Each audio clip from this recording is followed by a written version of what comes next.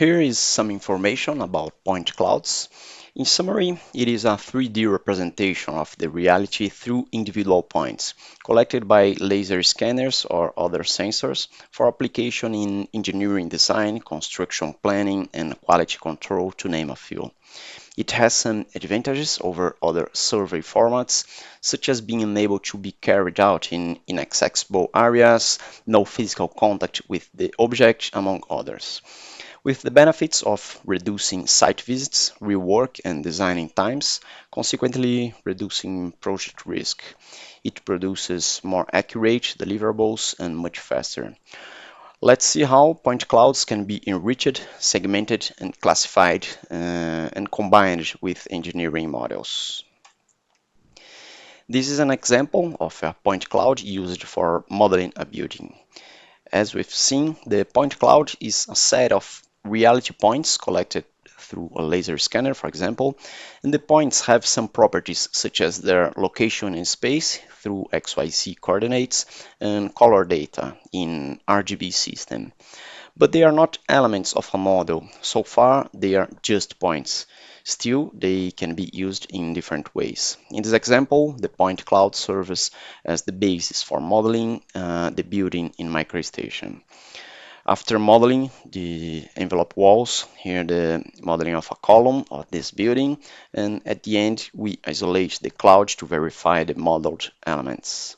So let's explore some of these tools that Bentley Descartes offers to support working with point cloud on MicroStation. I'm going to start attaching a point cloud file and E57 format and open format. When I click attach, MicroStation looks for a pod format, but it can attach all these file formats, industry standards, open or proprietary formats. I have here a sample of E57 format, which I've downloaded from the web. MicroStation prompts me to choose some settings while I'm importing this file. I'm going to say OK, and MicroStation asks me where to save the converted format, a pod file on which I can make several operations. I'm saving it at the same folder with the same name. MicroStation does the conversion process. Here is the point cloud attached to my DGN file. If I have a GCS defined to my DGN file, I can also define a GCS, geographic coordinate system, for my point cloud so that they are properly aligned with the real location. I've chosen a random GCS here, and my point cloud is now georeferenced. So I'm going to explore now some ways to visualize and manipulate my point cloud. When I have point cloud attached to my DGN file, I get here this group called point cloud styles in view attributes. So I can display it by RGB color, by also, this is the RGB color, and also by intensity of points, by elevation, by some combinations like elevation intensity, classification intensity. Now I'm going to choose classification. The points are all white because they are probably not classified yet, but I will talk about classification in a while. Before, one way of explore my point cloud and navigate it is our Visual Explorer. For example, I can activate a flashlight to easily identify point clouds relative to my cursor. Here it is set to display in green what is forward my cursor, in red what is backward, and in blue what's in the plane of my cursor. In defined transparency and thickness, I'm switching the flashlight on and navigating the top view so I can easily identify the position of the points in my model. Well, this is one of the ways to explore and manipulate the point cloud, and there are others that support us in the modeling process, as we are going to see next. This example was recorded using a V8i version, but the functions I want to show here are the same as in Connect Edition.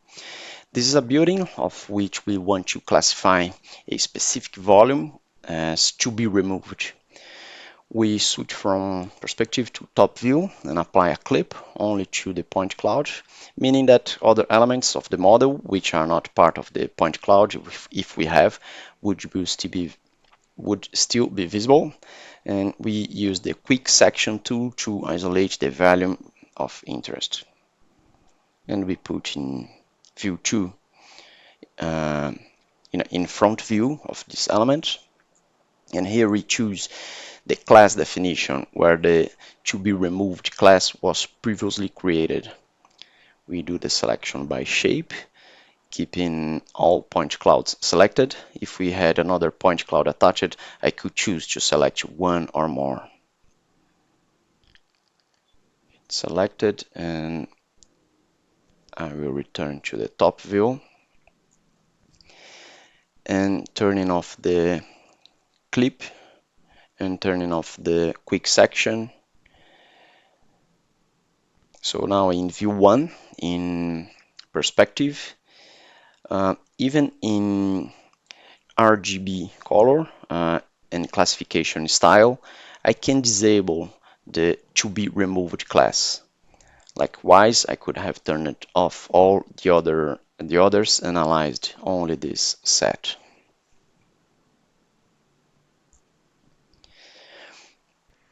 Now let's say you need to model some element from the point cloud, the way we saw in the first example of point cloud.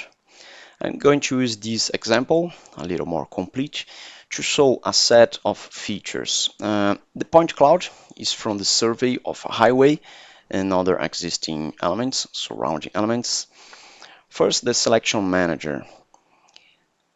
The section manager allows me to create permanent and editable sections, which will display sections derived from my model in a chosen window. In this case, view 2 will display the section or sections defined in view 1. View 2 shows the section of this jersey concrete wall, which will be modeled. The next step is to create a shape, which will serve as a template for modeling the wall. After sketching the profile, we activate the Create New Template tool and name it Wall in this case.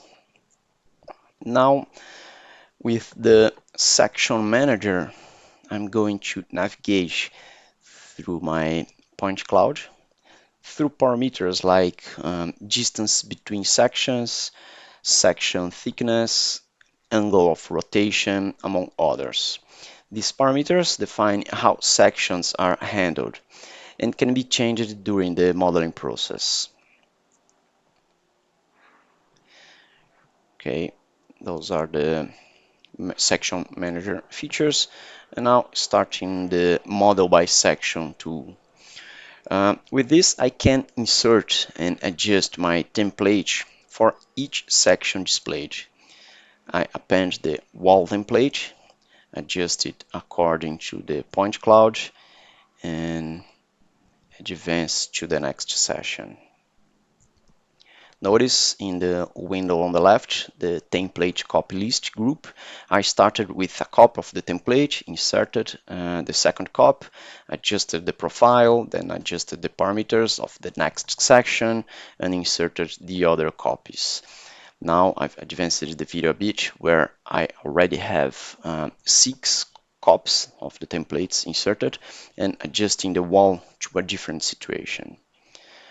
And I will repeat this process throughout the model, working in any of the views and adjusting as needed.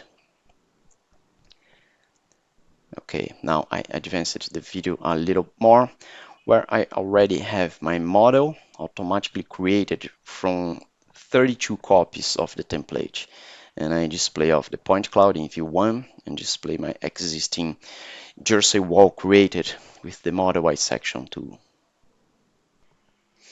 Now some modeling support tools and outputs that Descartes offers. The Smart Snap tool It's used to select key points such as the lowest, highest, average, or median point along a user-defined path. For example, to find the peak line along a road center line or to place feature like edge of pavement, brake lines in a terrain model, etc.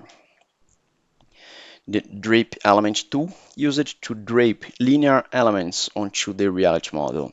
This tool can be used to cut a section through a reality model for analysis or visualization purposes. And others like pipe connection tool that creates a connection between two pipes. Adjust elbow tool, it changes the radius of the pipe elbow dynamically.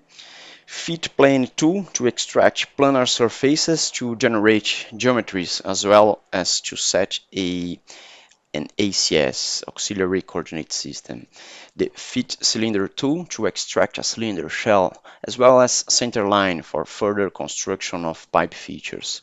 The ground extraction tool, it extracts terrain and automatically create classified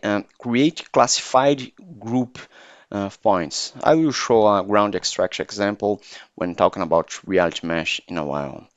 You can colorize the point cloud using colors from overlapping raster attachments and the tile export tool to export selected point clouds into a series of files according to a defined set of arbitrary planar shapes or 3D slabs to the LAS, XYZ, or POD format. Just for you to better visualize extended features of MicroStation with Bentley Descartes, these highlighted in blue. And this chart shows on the left MicroStation capabilities for point clouds without Descartes activation. And on the right, we see the expanded capabilities with Bentley Descartes, such as drape and snap, classification editing, line and ground extraction, etc.